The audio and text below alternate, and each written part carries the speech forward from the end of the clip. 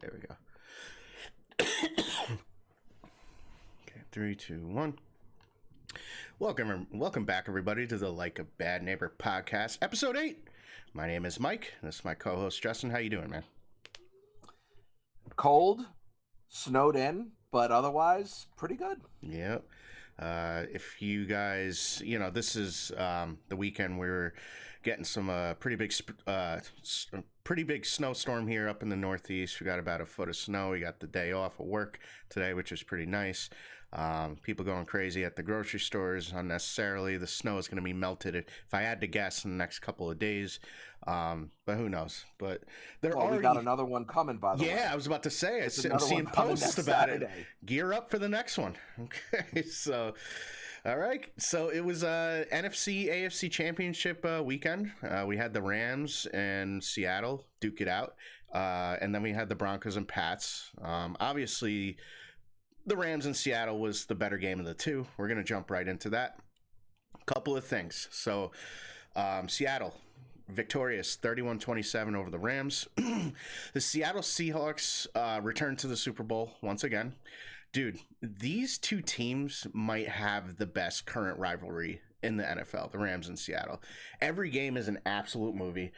I saw a cool stat on Twitter earlier today that John Schneider, it's the first general manager ever to go back to the Super Bowl with a new head coach and a completely new roster. So a whole new 53, whole new coaching staff. It's never happened before. Now we're talking 10 years later. He's back in the Super Bowl. And, you got to tip your cap. Congrats to the former New York Jet, Sam Darnold, for making his first Super Bowl. First QB in the 2018 draft class to make it to the Super Bowl. Talk about guys like Lamar Jackson, Josh Allen, Baker Mayfield. It's quite an accomplishment, man. What were your thoughts on the game? So, two quick things. The interesting thing that I find about Schneider, which kind of just shows you longevity, there aren't too many GMs that last in a position for more than, really 5 years, 6 years, 7 years. Mm-hmm. So, it seems like the better teams, the ones that are, just seem to be around and doing well, have obviously a very good front office, but they keep these guys even in down years. They're not just going to fire them because of, one or two bad seasons, especially when you have to recycle talent. Once you start giving big money to a lot of these players, like they did with the Legion of Boom days in Seattle, eventually that talent isn't worth the price you're paying for it.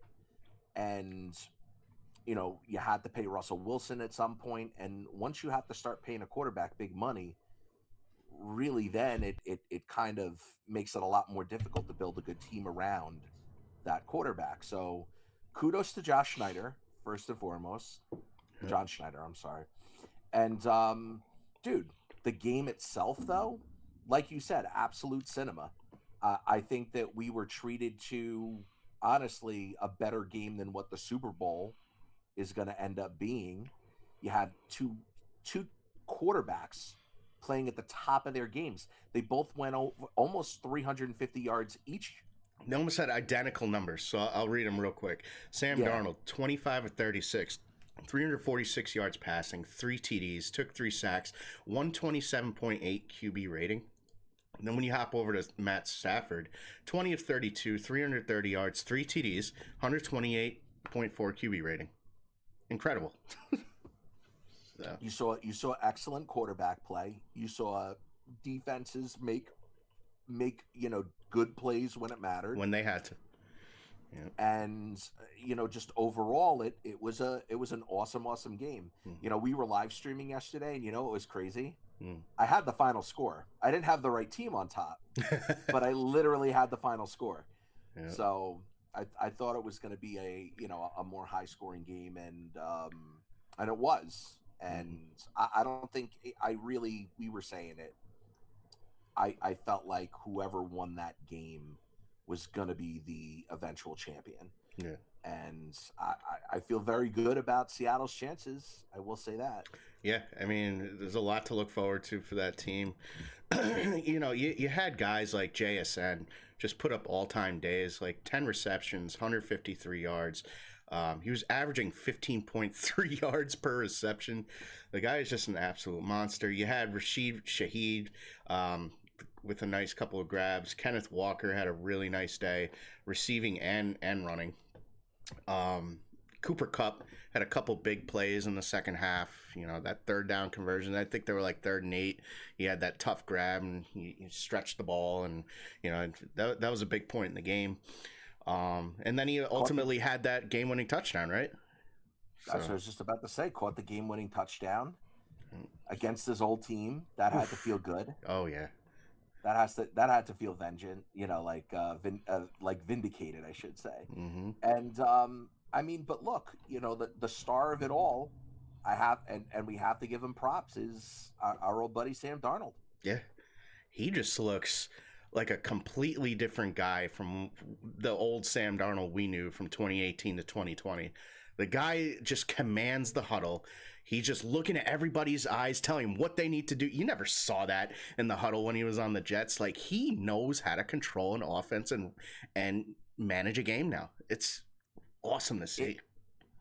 What's incredible to watch with Sam Darnold is he kind of, like, you're right, he looked a little bit like a deer in headlights when he was on the Jets. He was learning the ropes. He never got developed the right way. I mean, Adam Gase, give me a break. That guy doesn't deserve anywhere near, he doesn't deserve to be anywhere near a football team anymore, it seems like. But besides that, I mean, you're right. The beautiful touch passes he had. He connected with Shaheed on a beautiful, like a 40 plus yard pass. He was threading the ball over the defenders and just like those intermediate throws, they looked phenomenal. And he was accurate on his short throws. And you want to know what else, dude? And I think the biggest thing of all that I'm actually happy for Sam Darnold about, he looks like he's having fun. Yeah. He looks like he's having the time of his life. And we never saw that on the Jets. Nope. You know, it's a shame. But listen, I'm happy for him. Mm-hmm. I think I still have a Sam Darnold jersey lying around somewhere. Really? I'm probably gonna rock for the Super Bowl. Nice. But yeah, man. Yeah, I mean, good for him. Yep. This is a guy who came up under the guise of Adam Gase, right? So he had a couple of, you know, coaching changes. Crazy eyes killer. Never settled into his role, you know, on the Jets. We saw that he had talent back in the day. We saw the potential, but it was a year too late. You know, once Robert Saleh took over the reins, head coach, he was gone. They went after Zach Wilson, which, looking back on it, seems like a pretty regrettable choice going with him and not extending Sam Darnold. But I mean, it is what it is. Did you honestly see Sam Darnold's career going in the direction it's come to now, like back then, 5-6 years ago? I don't know, man. Like, you had this guy bouncing around from team to team, finally settled in Minnesota. He started to hit his stride, and he's won 30 games in the last two seasons for his two teams that he's played for. Really, it's like a crazy turnaround. Once again, dude, like, I don't know if I saw this coming, but you definitely saw the talent. You saw that the guy had talent, and there's a reason he was drafted above Lamar Jackson and Josh Allen. Mm-hmm. There was. Yeah. I remember when the Browns went Baker Mayfield and then the Giants went Saquon Barkley in that draft. I was doing handstands for Sam Darnold because of how good he looked coming out of USC. And you want to know what? Think about it this way too. I understand when we go into the draft cycle, there are a lot of people that throw hype unnecessarily on certain players, and I get that. Mm-hmm. But even after he got drafted, there were several media guys that still said, "This guy's got talent. This guy's got talent. You just got to." He wasn't coached the right way. He never really had a chance to develop the right way. Like, people didn't say that about Zach Wilson when he was unceremoniously dumped out of town. And not only that, you see the different style of quarterback play even then as a young developing quarterback. I feel like a lot of these teams and the Jets are certainly guilty of it. I think a lot of these teams that end up recycling talent or they're continuously at the bottom of the league, like they don't have the good structure in place, and they don't give these guys a chance to truly develop. Look at Geno Smith. I'm not saying he's an all-pro, but look at a guy like Geno Smith. Look at a guy like Sam Darnold. Sometimes these guys, it just takes them a little longer to get it. And maybe that means they should have stayed on the bench the first couple of years. They shouldn't have been thrust into a role right from the jump. Yeah. But you want to know what? The league is so unforgiving to young guys like this. And look at what you could potentially have. Yep. Diamond in the rough. I mean, it's crazy. I wouldn't even call it a diamond in the rough, dude. The guy had pedigree. The guy was the third overall pick of the draft. He was the second best quarterback picked in that draft in front of Baker Mayfield. And look at Baker Mayfield. He didn't exactly light the world on fire his first couple of years. He only found success with his second team. Yep. So I don't know. I mean, I don't know what the answer truly is. And now I do understand why Dante Moore decided to stay in school. You know, why you might find guys next year even try to maneuver their way outside of the Jets. Yeah. But at the same token, man, I gotta say, some of these guys have a world of talent. You just have to let them develop. Yep. Give them the time to learn the game on the professional level. There's obviously two different speeds, right? You're going up against maybe a couple of really, really good players in college, like each game. But on the NFL level, the speed of the game is different. You're playing the best player of each position in their, of their category, right? It's a work in progress for a lot of these guys. And like you said, these QBs sometimes develop late, and that's okay. There's nothing wrong with that. But you can't set these guys up to fail by just throwing them out there, I feel like, the next quarterback that the Jets ultimately draft, please just let them sit just behind a veteran. I just want to see it for once, Try something different. Let them learn the ropes. Let them figure it out. And now listen, at some point you got to go through a little bit of a baptism by fire. Yeah. The only way they're going to truly develop is by seeing reps and seeing real game snaps. I saw an interesting article, and I'm paraphrasing it. I could try and pull it up, but they talked about comparing this wide receiver class to some of the other talent in the past, like 5 or 7 years, right? And you just think about this concept, right? So a lot of these wide receivers, the yardage that they're getting in college are on these really short screen passes in which they're a better athlete than 90% of the people that are out there on the field with them. So a guy like, for example, perfect example, Malachi Corley, our old friend Elijah Moore. Those guys, they were yak kings. You're right. They were very, very good at catching the ball and making guys miss and then running up the field.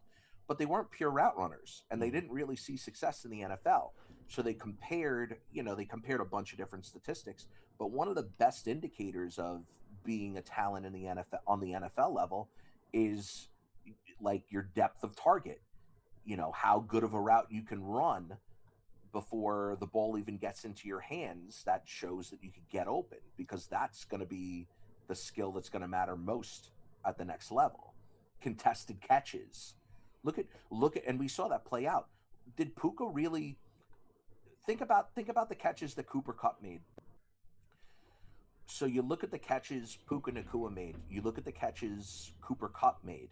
Those were, I don't think any of them were like easy, like super, super easy grabs. Yeah. They were contested catches, man, and they made the world of difference in that game yesterday.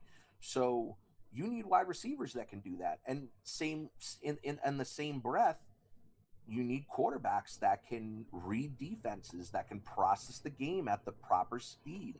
Guys that they're not always going to be the best athlete on the field, but they have to know where everyone's going to be. And you look at just think about the quarterback play you saw in the AFC Championship game. I understand the weather wasn't great, but you saw two struggling quarterbacks in that game. Mm-hmm. You saw Jared Stidham. Remember a couple of the throws that he made that when he threw it to the wide receiver, they weren't looking for the ball. He threw it before they even made their break. I mean, you would think it didn't look good. The plays didn't look good, but that's just as much on the quarterback as it is on the receiver for not giving him the chance to make his break on his route. Mm-hmm. So, yeah. And I mean, I don't know if you want to fully hop into that game right now, but I just did want to talk about the Rams just for a second here. Sure. He had the game changer of that game was obviously the muffed, the kickoff. The guy, what was his name? I forget. Damn it. Number 19. Number 19. Yeah. Well, I don't know if you'll have a job after this year, after that, so it might be forgettable, but roster player. Dude, that resulted in like a 10-point swing, I think. He dropped it, and then Seattle recovered on their own 11, and then Sam Darnold just threw a dot to Bobo, and that was it. They just scored one play, just like that. But, the Rams kept hanging around. Stafford had an awesome response drive. I think he threw like maybe 3 or 4 plays, and then just, it was a score. So it was a good bounce back there, and that's what you like to see out of veterans like a Stafford, because easily if this was another team that had less experience, that game could have been blown wide open. So, Sean McVay, I mean, tough loss, but yeah, Seattle's done it to teams all year long. That's how they kept pushing and pushing and pushing, and burying these teams, making the hole just completely too big to get out of, and they jumped out. So kudos to them. And then remember, if I remember correctly, then on the following drive after the Rams scored that touchdown, they got the stop they needed with an opportunity to go back, and that's when they took the lead. Mm-hmm. So, and also, it's not as big of a deal now because they won, but that Woolen penalty really hurt Seattle. It really did. You're up 11 at that point. Why are you putting your team in a position? You would have had the ball back, right? Off that play. Of course. You're giving the ball right back to them, and they're in your... It was third and long. It was third and long when he committed that penalty. Right. You just breathed life right back into that drive, and then all of a sudden, look, a play later, that's when he connected with Puka on that amazing touchdown That's catch. right.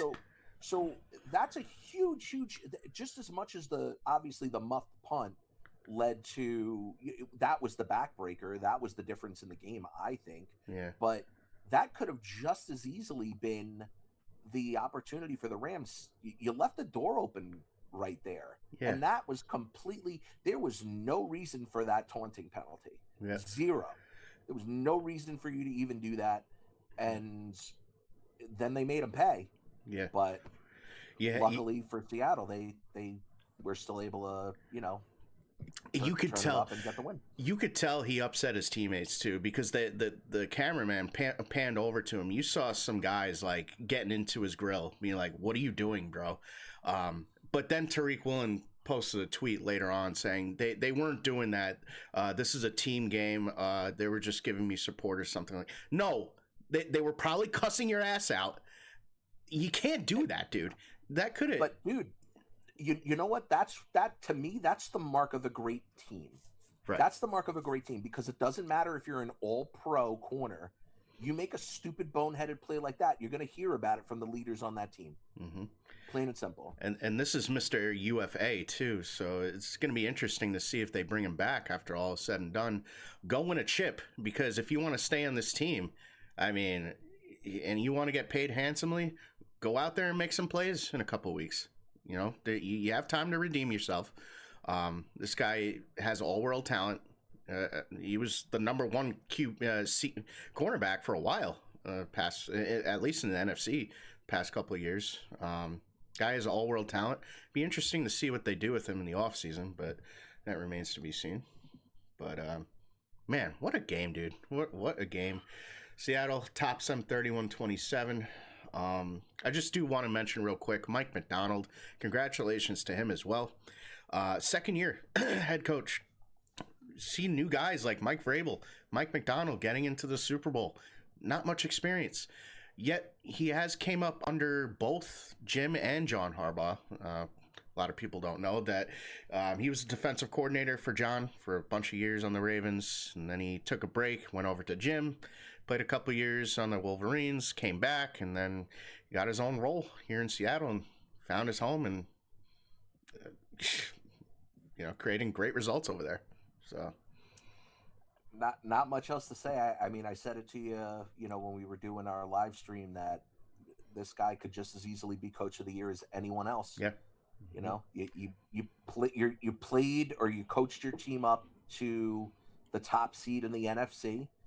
You've dominated your matchups. I shouldn't say dominated, but you've won your matchups pretty handily so far in the playoffs, and you're primed and ready to, I think, just run away with the Super Bowl. Absolutely. So, and their opponent, after the result of yesterday's snooze fest, our hated rival returns to the Super Bowl once again.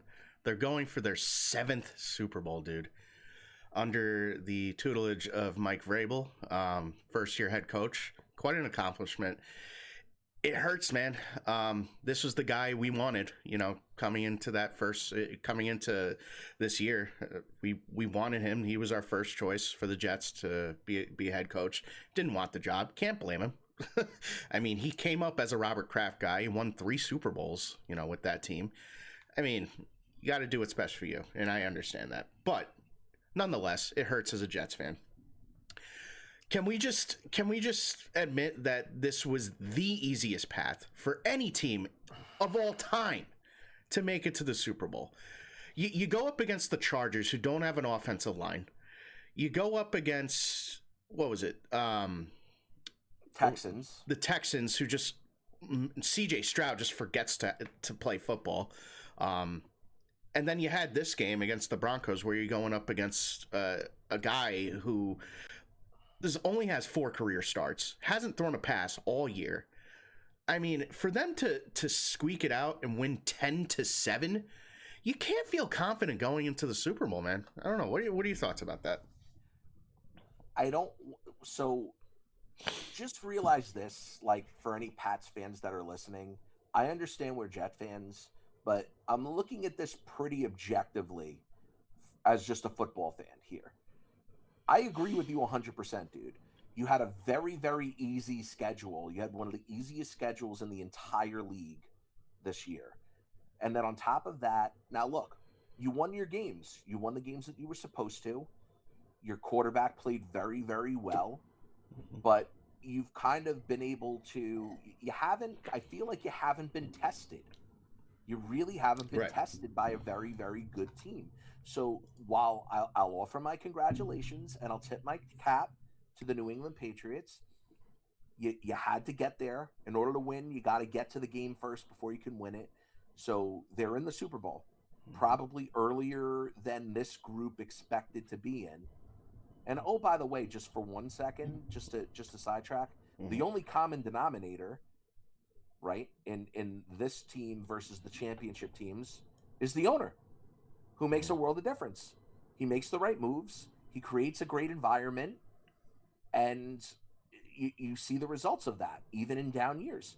Now, I'm glad that they were able to get the coach that they wanted. They were able to move on from a coach that they had that they saw wasn't going to go anywhere for them, and were able to, and on top of that, get their top choice, which is a testament to the owner. The Jets aren't going to go through that. We're going to touch base on that, but we can't even get assistant coaches to come over to this coaching staff, let alone a head coach. Yeah. And look, if you want to talk about the actual X's and O's of that game, I think they got caught by surprise a little bit by that big pass that Stidham had early in the game. Yeah. In a game that was a very, very tight game where they played very, very conservatively, they got gifted I don't want to call it a missed opportunity, but the Broncos went for it deep in the Patriots' territory early in the game and weren't able to cash in. So that could have been a field goal that would have eventually, that would have tied the game. And then in the second half, only 3 points were scored. So I know the elements kind of really played a huge role in that game. You can see it. We were looking at it on the broadcast. Yeah, so go ahead, talk about that. Yeah, let's talk about that real quick. So the first and second quarter, right? Completely clear conditions. Not a single snowflake was to be seen. And then starting in the middle of the third quarter, it started to come down a little bit. And then we're watching the broadcast, and we're like, okay, it's becoming like whiteout conditions. And shout out to CBS for doing their best to keep those yardage lines visible. But why are you putting white overlays on these yardage lines over white snow? And on top of that, you had the Patriots jerseys that were pretty much all white. I thought that was elite camo. If you want to talk about strategy right there, that could have played, into the Patriots' favor, but it did. I mean, they did win the game, but it was hard to pick up the players, man. Even watching it on TV, it's very strange. It was hard to watch. Obviously slippery conditions. They couldn't kick field goals.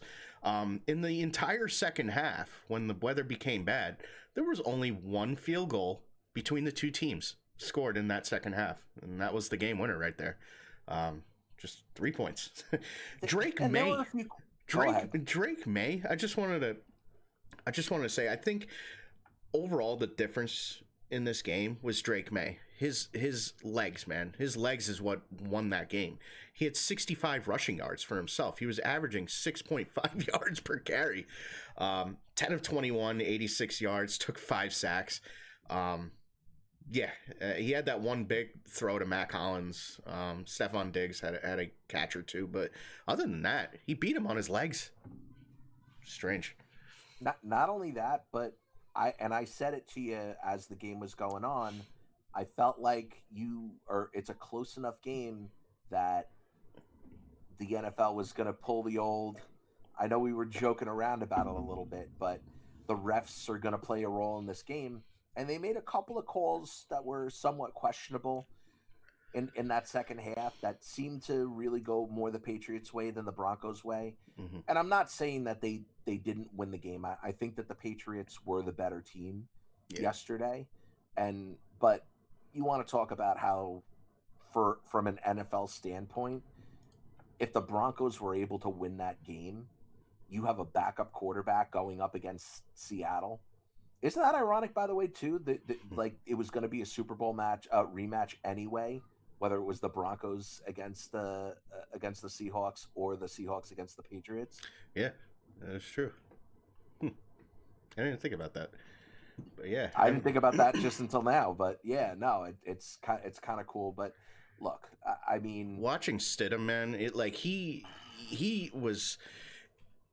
did his best given the situation, right? He had a whole week to prepare. He got a participation trophy. They talk about like these backup QBs are always game ready, right? But when you're actually thrown out there in a high stakes game like this, when your season's on the line, your game speed is not where it should be, especially since you haven't thrown a pass all year long. And give him some credit. I mean, the guy was a little scared in the pocket. He was running around. He was scrambling a lot, and he had to because, I mean, that Patriot front four, I mean, we're sending a lot of pressure on him. He did what he could. Ghosts. But you want to know what? The play that you want to talk about a difference-making play, that stupid they ended up calling a backwards pass or almost like a lateral. Like, dude, just throw the ball out of bounds. You throw the ball out of bounds and you punt, and now the Patriots have to come down the entire length of the field to score instead of being able to set up shop. That made a difference. They scored a touchdown there. Wait, so that still would have been intentional grounding either way, even if he did throw it out of bounds, correct? Yeah, but they would have punted the ball instead of the Patriots getting a fumble recovery inside the 20. Yeah, that's a tough mistake to make. I think that was ultimately the game changer right there. Was that shot put pass gone for a fumble recovery? The rules are a little weird on that. I thought they were just going to allow the touchdown, but no, they made them like they made the Patriots obtain the ball at the spot of the where the ball landed. But I mean, that's NFL rules, is what it is. So like you said it a couple times on the stream. I mean, they just look, the Seattle and the Rams, whoever they were going to face, the Patriots, it looks like those teams were head and shoulders better than the Patriots are right now. Yet there is 2 weeks to prepare. We'll see what happens here. We'll see if Mike Vrabel can, get his guys ready and going for that game, especially on the offensive side. But it was kind of a hard game to watch, but it was fun. We were saying throughout the playoffs we'd like to see like a whiteout type of condition game to watch, so that was kind of fun to watch. Yeah, neither team played particularly well in that snow, though. So that was the one trade-off. Like, we didn't get great football with Ramondre Stevenson slip, and then the play was dead because that was the design play, and then Drake May just went down. And at the time, I thought he slipped and fell too, like simultaneously. But no, he just went down. But yeah, obviously not ideal conditions for either team, but Patriots ultimately victorious. I don't know if there's anything else you want to talk about that team, but not really. I mean, I know we'll probably do like more of a full scale preview of the game, maybe some props that we like, and we can kind of go through that. But just as a really, really brief teaser, I guess, to that, I don't see New England being able to win this game now. I just don't see it, and I'll make it brief, but other than Drake May, who's the difference maker for that team gonna be that scares you if you're Seattle? You don't have to game plan for any one player on that offense. Diggs played. Diggs is okay now at this point in his career. Hunter Henry, okay, nice, but not a world breaker. Like Henderson and Stevenson, good running backs, but I think sleeper would be maybe Kayshon Boutte. Maybe he steps up. I see the talent there. But they don't ever seem to get him more than like 5 or 6 targets. He only had one. Actually, they targeted him 6 times in that game. He only had 1 reception for 6 yards. I mean, they generally connect with him on deep passes. Right. He is going up against the Broncos, number 1 defense. I'm not trying to take anything away from that, but and once again, the conditions, you're not going to throw 10 passes, past 25 yards in the second half, right, with the field breaking down the way it was and the wind ripping around the way it was. I get all that, but at the same token, I none of those guys on that offensive on front, just they don't scare me. So it's going to be all Drake May. Drake May is going to have to be Superman 2 weeks from now. Yep.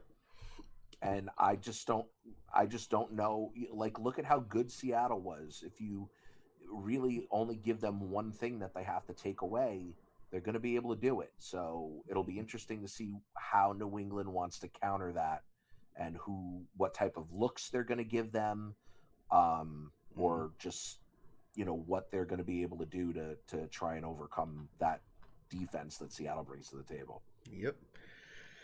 All right. Well, Super Bowl in a couple weeks. You get to watch that all unfold in Santa Clara.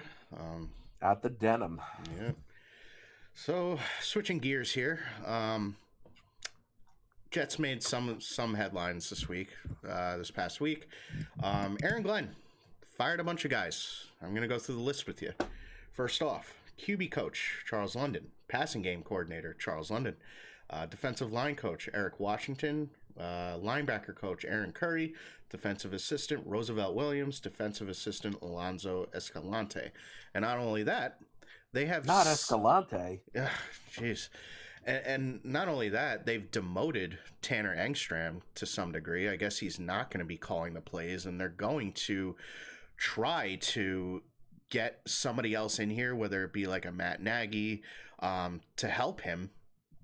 it's going to be if they go through with this plan for the, I guess you want to call it a dual offensive coordinator role, it'll be the first time that a team has tried this since the 2021 Dolphins of 2021 tried this dual coordinator role with Eric Stoogsville and George Godsey.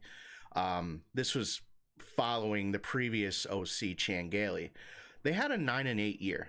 So they were positive. They were third in the AFC East. They didn't make the playoffs, but ultimately it was a positive record. I'm okay with this. I mean, give it a try. You know, now look at it this way. All right, think about this. Would you want to join this coaching staff, which could very easily turn over next year? Like, and then on top of that, like, all right, so then who would make sense to bring in? A guy like Mike McDaniel, a guy that's had some head coaching experience, that might say, you know what, I'm going to do my best to do a good job here, but if they do end up deciding to cut bait with the entire coaching staff, and I'm an established coach and I'm the one bright spot on this team, maybe I just get hired, into the head coaching role there. And that would be, like, to me, the only way that I'd want to come on in a situation like this. Yeah. What are your thoughts, man? You'd have to have, like, very private conversations with Woody and Muji. Be like, hey, if I single-handedly help this guy, Tanner Angstrom, turn it around, I want credit. I want him out. Like, have these little backdoor, like, behind-the-scenes type of conversations. I would be all for that, man. But that also kind of feels, this is the other part to that, like, doesn't that kind of feel like some of the backstabbing or, like, kind of the environment that you almost expect to have in the Jets building? Just based on previous history? Yeah. I'm not saying it's been done. I'm just saying the overall culture of the team, like, being an absolute viper's nest. Like, I that's what it feels like is going on in that organization anyway. So I don't care. I'm just a fan. I'm just a podcaster. So whatever they got to do to get me some wins, get us to the playoffs, I don't care who assumes the role. You know, if somebody's here turning it around, give them, the keys to the truck. I don't care. If they feel a certain way about it, that's their problem. But yeah, so we can't. So I just find all of this to be very strange, because when you have a coach on the hot seat, right, in year 2, and you're just doing a complete overhaul of your staff, that's not good. Not many coaches do that, especially after 1 year. They usually try to ride it out 2 to 3 years with their staff. So he's going down. Aaron Glenn is going down a slippery slope. I hope it works out for him. I'm rooting for him. But the overall timing of this it could be dangerous. So, and supposedly Wink Martindale had his interview for defensive coordinator over the weekend. I heard it on the radio as it was happening on the way to work, and I was saying, please don't let this man out of the building. We need a guy like that. I don't care what you think about him right now. I don't care. I'm not even looking at that season he had with the Wolverines. That was just a disaster of an organization right now. I completely leave that out. I want a guy that is going to bring in a 3-4 set, a 3-4 defense. I want pass rushers, man. I want to send the house. We haven't had a defensive core that blitz heavy. This guy will throw everything at you if you're an opposing team. Steve Wilkes had a very passive, like, 4-3 defense, didn't blitz a lot, and same thing with, Salah's defensive coordinator guy. Who are you talking about? The temporary head coach from last year. Ulbrich. Yeah, he had a very passive, let his guys do his thing, but I want to see a different look to this defense. I want to see a more aggressive style. And it starts with getting a nose tackle, because you can't run a 3-4 unless you have an absolute unit in the middle there on the line. It won't work. So maybe they go after somebody in the draft for that. I hope if they hire a Wink Martindale, they get him his guys to make that defense work, because right now there are so many holes on the defense. Mm-hmm. Well, I think that Martindale's defense, if they're very, very blitz heavy. He, I think, calls like some of the most blitzes out of any coordinator in the league. So if they do decide to go that route, to me, I don't know if there's any guy at the top of the draft, let's just say, that you'd want to take, but you have the opportunity to draft Caleb Downs or Arvell Reese with that pick. It's a good start. which would be, yeah. I mean, now you're cooking with a little bit of gas, right? So like that would be a huge start. And remember, when our Jets teams have been really successful, they've had a nasty defense, like an in your face, we're coming after you, can't wait type defense. Yep. And that's what the calling card of the successful Jets teams have always been. So to me, bring that back, baby. I'm totally for it, but you're a long way away, and the two pieces that you did trade away that got you all these draft picks would have been the types of players that you want on the roster. Yeah, to have that defense. Right. But listen, it's okay. Like, at the end of the day, that team wasn't going anywhere. Those guys were making a lot of money. Big Q and Sauce was set to make a lot of money. So to me, I'm okay with it. At the end of the day, now let's get someone in there that can actually coach up the team. Yeah. And let's see what can happen as a result. Yep. And then in other news, you have guys like Tyreek Hill making comments about former Jets players, his current teammate Zach Wilson. You actually posted a clip of this on our TikTok page. Very interesting comments. Why don't you take us through what he said? I mean, he praised Zach Wilson as being great. And I don't know what he sees that we all didn't see. Sorry, would you like me to even say Zach Milf Hunter Wilson? Yes, got it. Got a reference. Yes, you got it. You got it. Hashtag Milf Hunter. And, like, look, when he was going to be traded from the Chiefs, and he outlined the story. 2022. This is back in 2022. Right. He outlined the fact that he ended up going to Miami, and I understand a lot of it was about the money and how they don't have state income taxes there. So I'm not just completely glazing over that fact. But you also wanted a team that would give you the best long-term success. And he didn't end up choosing Zach Wilson. Yep. Zach Wilson was coming on as the quarterback of that team. He was a rookie, or maybe even a rookie or a second-year player, now that I'm thinking about it. He was second year. That was going into his second year. Yes. So he had the opportunity to play with this brilliant young talent that he's praising now, and he chose to go in the other direction.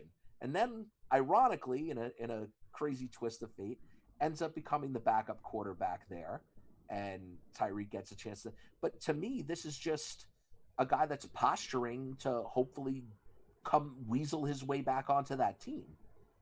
And let's face it, I mean, the most noteworthy thing Tyreek Hill did in his tenure as a Dolphin is getting arrested. Like, I'm just saying, like, that seemed to me to be the most noteworthy thing that he did while he was on the Dolphins.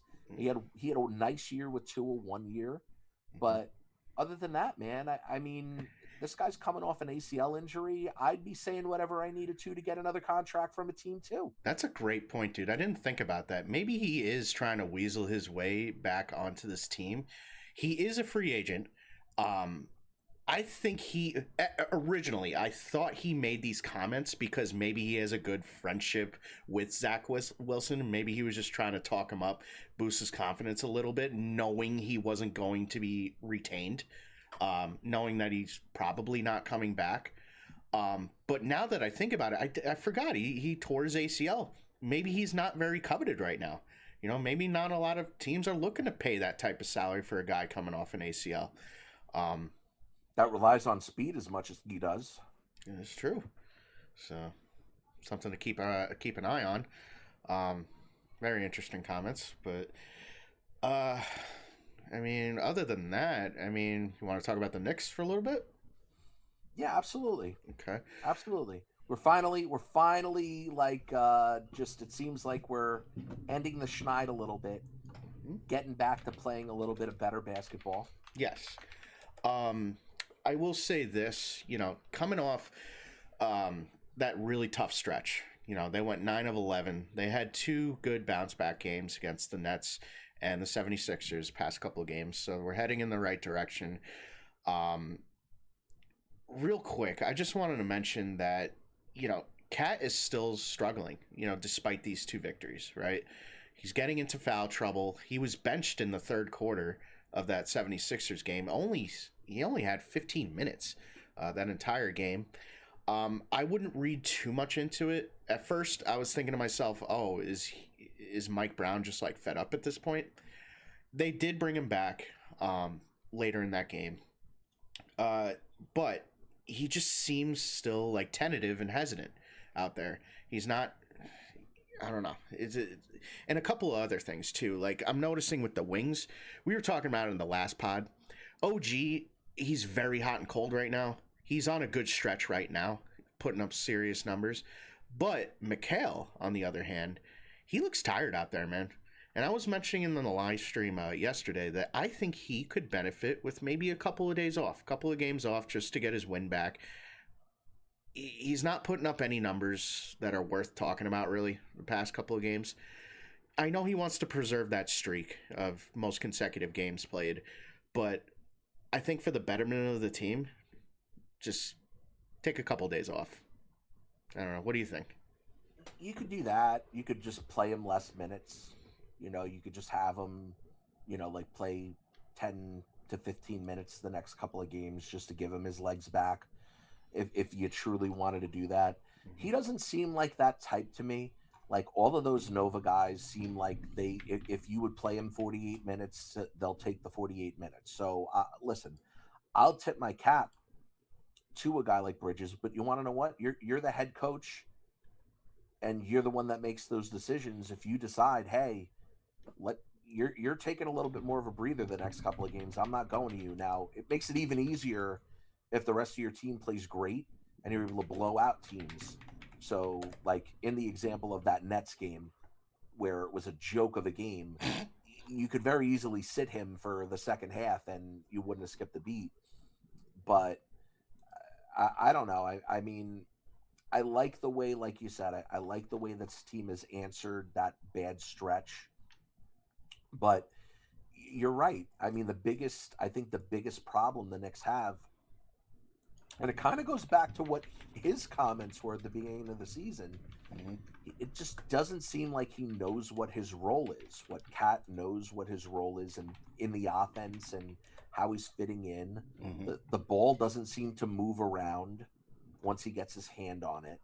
It seems like he's getting the ball, like I said, he's driving more with the ball, or at least trying to, or posting up. And once you throw the ball down into the post for him to operate, it becomes very much an isolation type game. You know what it is, and you're dude? not getting the other guys involved. You know what I've noticed, dude? So Mike Brown's system, he uses Cat for a lot of these like dribble handoff situations where you have like some guy coming around, whether it's like Mikal or OG, like run around and pick the ball up and then continue the play. I don't see nearly enough pick and roll. Just a simple, like the easiest basketball play of all time. Just a simple cut to the basket, get the pass from Jalen, and just stuff it. Last year, what they were doing was more of that, and then you also had Cat like posting up more and distributing. He would pass to the man cutting from the wing. The back door, whether it was OG or Mikal cutting from the corner. I like that about Tibbs' system, where they had some of the offense run through the center, where he's the distributor, kind of like it's not really like a triangle per se, but Cat is such an exceptional passer. People don't talk about his passing ability. I'd like to see Brown implement more of a style for him, where he can be a distributor at some points. But the way they're using him now, he's just not getting it. He's just not getting it, like you said. the system was supposed to be easier for the players on offense. Yeah. I'm not saying it's not a complicated system. Maybe, it's got more nuances to it than Tibbs' system did. But at the same token, like, they're not they're in some games it looks great, but a lot of the times they look like all of the players are struggling with it. Yeah. It's going to take time. I do see the vision. I think they're going to understand it, further down the stretch and fully implement it. It's just going to take some time. And the guy that's going to make this possible is a guy like Mitch, who can anchor the defense.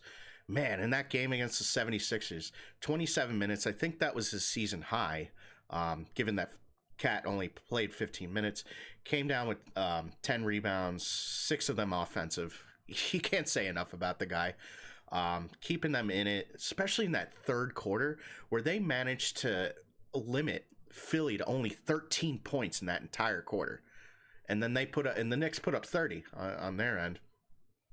But take Mitch prop bets all day long in Philly. Yeah, seems like he's like a Philly killer. Yeah, for sure. Now let's talk about Philly for a second.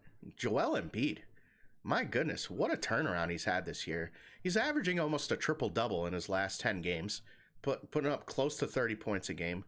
The guy looks like his true MVP self now, which I didn't think he'd get back to, like watching some of the highlights early in the season. The guy could barely jump and get off the ground. Looks like his knees were completely shot. But shout out to the Phillies training staff getting him back, his legs back up underneath him. And then shout out Podcast P, Paul George. This guy is making $200 million on the 76ers. For him to put up only 9 points against the Knicks, that is a glaring hole for that team. I'm sorry. That's not good. If you're going to make a lot of money for that level of production, right? Yeah. They're going to have some tough conversations if they don't make noise in the playoffs this year, because that is a glaring hole from what I'm looking at. You have guys like Tyrese Maxey, who are all-world players, and you have rookies like VJ Edgecombe, who are really coming into their own, and Joel Embiid is just really improving on his offensive production. But then you have this guy Paul George, who are kind of holding them back. The team has problems, obviously. Supposedly, from what I see, third quarters are an issue where they just completely fold coming out of the half, and they're playing catch up, the rest of the second half.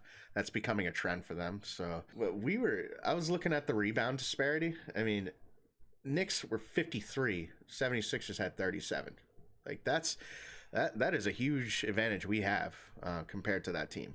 Is our rebounding. Who do we got next coming up for? I just want to take a look at next couple of games stretch. Next games.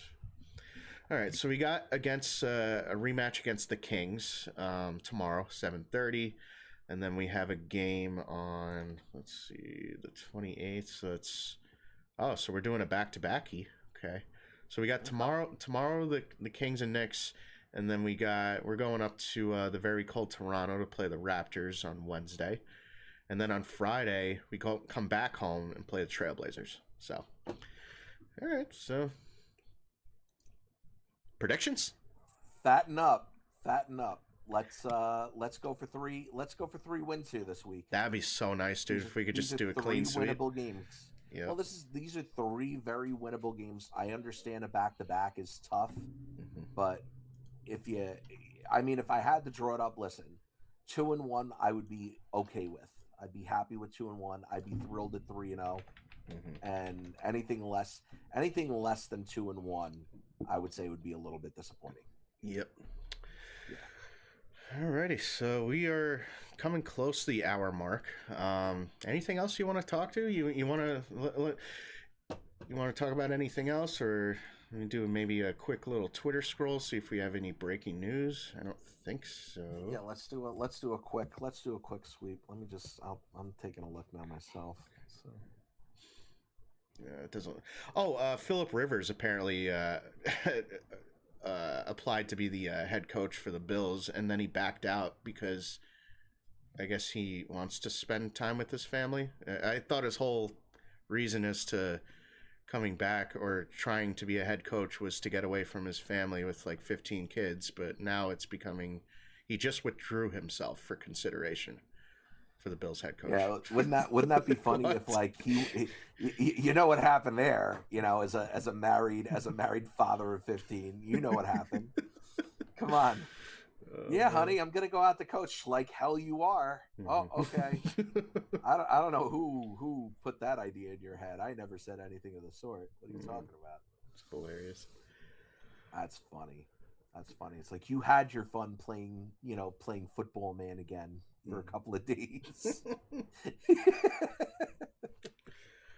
Yeah, I don't really see anything right now, so I think we're gonna cut it nothing there. really. Yeah. But yeah. Appreciate everybody as always. If you tune up to this point, you're a goat. Make sure you guys leave a like, subscribe, comment. If you have any opposing views, we'd love to hear your views.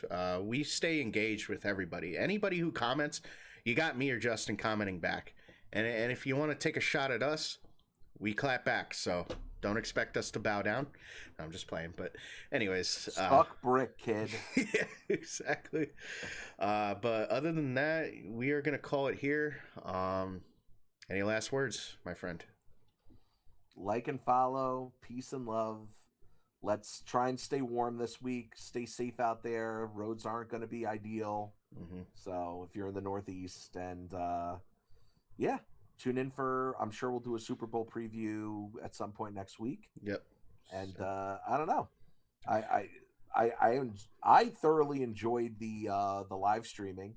Yep. So I think we could do that maybe for even a couple of Knicks games at some point. For sure. Yeah, we'll look to do that. Absolutely. All right, guys. We are out till next time. Peace and love.